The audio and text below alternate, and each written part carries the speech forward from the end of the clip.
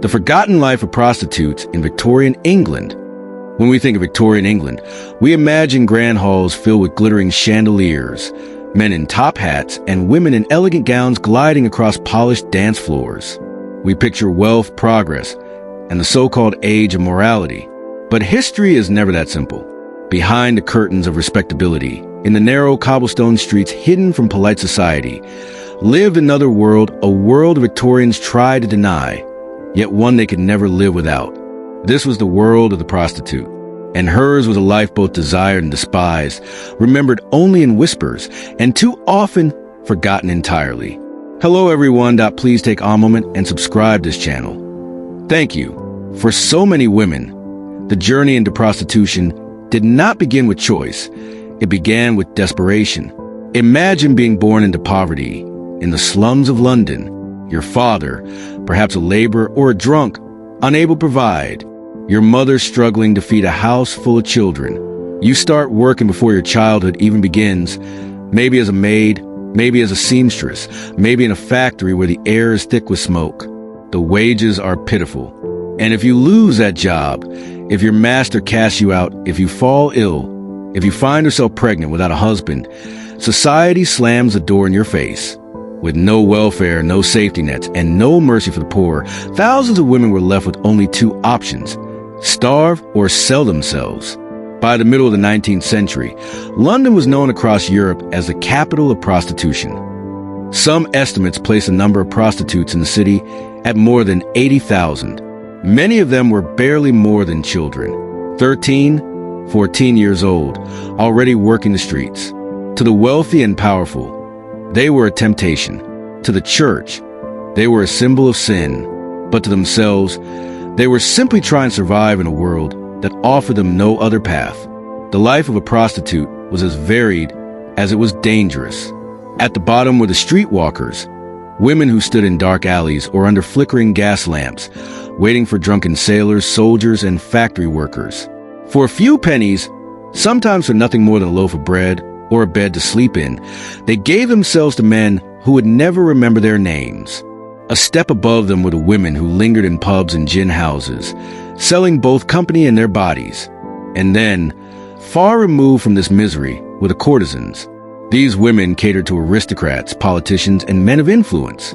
They lived in fine apartments, wore silk dresses, and were showered with gifts. But even they were never truly free. Their comfort existed only as long as a wealthy man's interest lasted. No matter where they stood in the hierarchy, prostitutes carried the same curse. Society judged them harshly, while excusing the men who paid them. Respectable gentlemen could indulge freely in brothels, then return to their families and careers without consequence. But the women, once marked, were branded for life. There was no forgiveness, no redemption, no way back. The streets of London were brutal. Violence lurked in every shadow. Clients could turn cruel without warning. Pimps and madams exploited the women mercilessly, taking most of their earnings, punishing them if they disobeyed. Police officers, instead of offering protection, often became predators themselves, demanding bribes or favors to look the other way. And hanging over it all was the silent killer, disease. Without modern medicine, infection spread like wildfire. Syphilis and gonorrhea devastated countless lives. Many women wasted away in hospitals, abandoned by the very men who infected them. Alcohol was everywhere. Gin was cheap, strong, and always within reach. For many prostitutes, it dulled the pain, the shame, the hunger, the cold. But it also became a slow poison.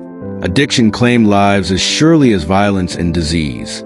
It is said that the average life expectancy for a prostitute in Victorian London was shockingly short. Many did not live past their early 30s. And yet, perhaps the greatest cruelty of all was not poverty or disease, but the hypocrisy of society around them. Victorians prided themselves on morality, yet prostitution flourished because demand was endless. The same men who thundered in Parliament about family values, the same clergymen who preached about sin from the pulpit, often spent their nights in the very brothels they condemned. And when scandal broke, as it often did, it was always the women who bore the shame. The men returned to their public lives, their careers intact, while the women were cast deeper into the shadows. the law was no savior. In the 1860s, the government passed the Contagious Diseases Acts, supposedly protect soldiers and sailors from infection. But these laws targeted only women. Police had the power to arrest any woman suspected of being a prostitute, force her into humiliating medical examinations, and detain her for months. Men faced no punishment, no examination, no responsibility. Women's bodies were treated as a battlefield, their dignity stripped away in the name of protecting men.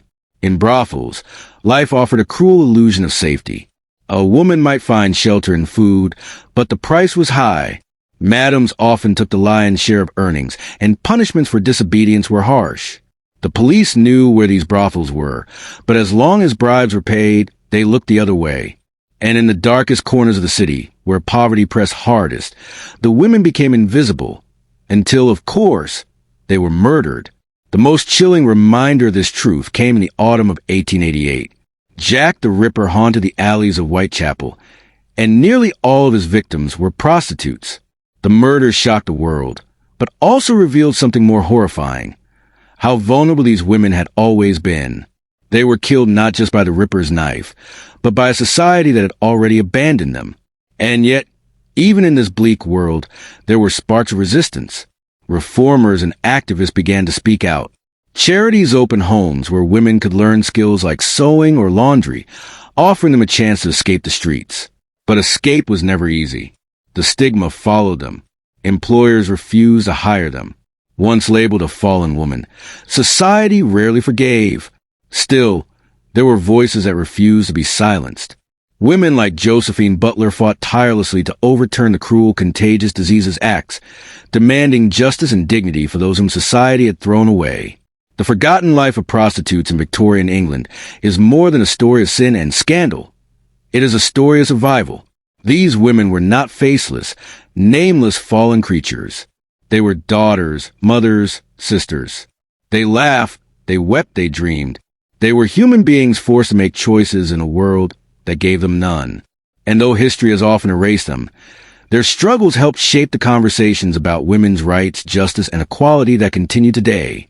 Their lives, lived in shadows, tell us more about Victorian England.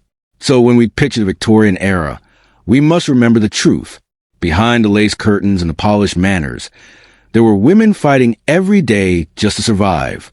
Women used by men, abandoned by law, and condemned by society.